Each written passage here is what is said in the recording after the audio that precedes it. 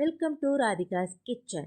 இன்னைக்கு egg cheese recipe எப்படி செய்யுதுன்னு பார்க்கலாம் வாங்க. அதுக்கு தேவையான பொருட்கள்: மிளகாய்த்தூள், உப்பு, எண்ணெய், பிரெட், முட்டை, சீஸ்.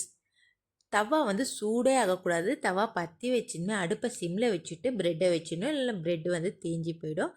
அதனால் இப்படி ரவுண்டாக ப்ரெட்டு வச்சுட்டு ரவுண்டு சென்ட்ரு பாயிண்ட் மட்டும் கட் பண்ணி எடுத்துகிட்டு முட்டை ஒடிச்சு அதில் ஊற்றிட்டு மேலே மிளகாய் வச்சுட்டு உப்பு தூள் மிளகாய் தூள் போட்டுடணும்.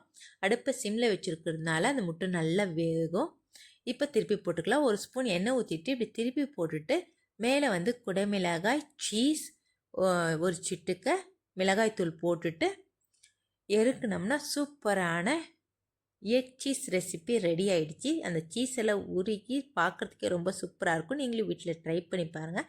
கண்டிப்பாக உங்களுக்கும் பிடிக்கும். லைக் பண்ணுங்கள், ஷேர் பண்ணுங்கள், சப்ஸ்கிரைப் பண்ணுங்கள், மறக்காமல் பெல் பட்டனில் கிளிக் பண்ணுங்கள். நன்றி, வணக்கம்.